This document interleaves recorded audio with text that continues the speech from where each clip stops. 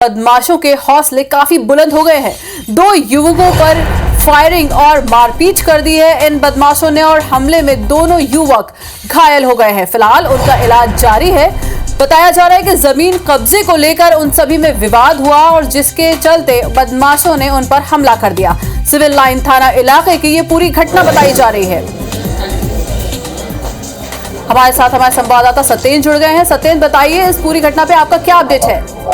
बिल्कुल, साफ तौर से देखा जाए ये सिविल लाइन थाना इलाके के नेशनल हाईवे 44 का पूरा जो घटनाक्रम है, इनके जो दोनों व्यक्ति हैं, इन दोनों के प्लॉट डले हैं 2-2, 3-3 और इन पर जो बदमाश है उन्होंने कब्जा कर रखा है। उसकी बाउंड्री का निर्माण करा रहे थे बदमाश। उसी समय ये दोनों युवक उसकी शिकायत करने के लिए इनके पास पहुंचे तो उन्होंने पहले फायरिंग की और फायरिंग करते हुए इनको लाठी डंडों से जमकर इनके साथ में मारपीट की गई है। दोनों युवक गंभीर रूप से, जब इनको ऐसा लगा बदमाशों को कि मरणासन्न स्थिति में हो गए, तो मौके से फरार हो गए। उसके बाद आसपास के लोगों ने इन्हें जिला अस्पताल लेकर आए। वहां से डॉक्टरों ने गंभीर हालत देखते हुए ग्वालियर रेफर किया गया है। उसके बाद पुलिस ने 8 लोगों के खिलाफ मामला तो दर्ज कर लिया है, लेकिन अभी तक किसी भी आरोपी की गिरफ्तारी नहीं हो पाई है। खास बात ये निकल कर आती है कि लगातार जिस तरीके के जिले में लूट डकैती और जो मारपीट और जमीनों पर जो कब्जे किए जा रहे हैं माफियाओं द्वारा, इन पर अभी तक कोई बड़ा एक्शन नहीं लिया जा रहा है। ये बड़े सवाल कई बार खड़े हो रहे हैं कि इस तरीके की घटनाएं सामने आ रही हैं। आखिर पुलिस अधीक्षक क्या चाहते हैं? क्या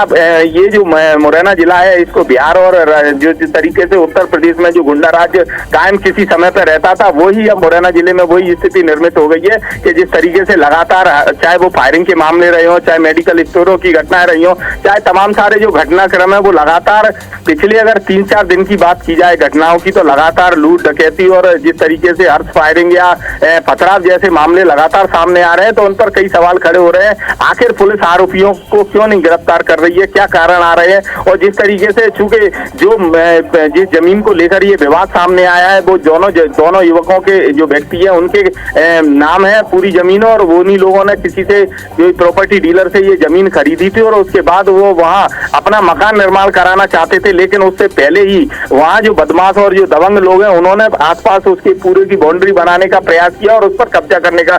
जब ये लोग रोकने के लिए गए तो उनके साथ में मारपीट होती है। अब हालांकि पुलिस का कहना है कि इसमें मामला दर्ज कर लिया है, लेकिन साफ तौर से ये देखने में आता है कि जिस तरीके से बदमाशों के नेशनल हाईवे पर ऐसी बड़ी घटनाएं सामने आती हैं, जहां से अगर देखा जाए तो तमाम सारे जो लोग निकलते हैं, इस तरीके की जो घटनाएं आती हैं वो कई बड़े प्रश्न चिन्ह खड़े करने वाली बात है कि पुलिस आखिर क्या कर रही है मुरैना जिले में। आरोपियों पर पुलिस का जो दबदबा है वो क्यों नहीं कायम हो पा रहा है? आखिर अपराधी क्यों पुलिस पर हावी दिखाई दे रहे हैं? जी सत्येंद्र, तो ऐसा माना जा सकता है कि जिन आरोपियों ने हमला किया है उनके जो तार हैं वो जमीन माफिया से जुड़े हो सकते हैं?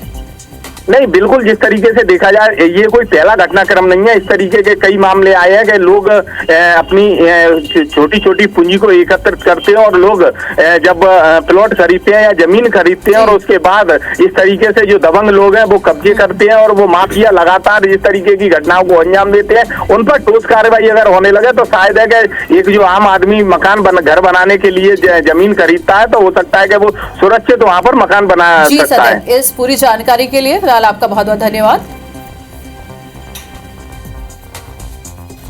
मुरैना में फायरिंग और मारपीट मामले में अपडेट यह है कि 24 घंटे बाद भी अब पुलिस ने मामला दर्ज किया है। मेडिकल संचालक और दुकानदारों ने थाने में धरना दिया और धरना देने के बाद पुलिस ने 3 बदमाशों पर एफआईआर दर्ज कर लिया है। सिविल लाइन थाना इलाके की घटना है। पुलिस की 2 टीमें आरोपियों की तलाश में जुटी हुई हैं।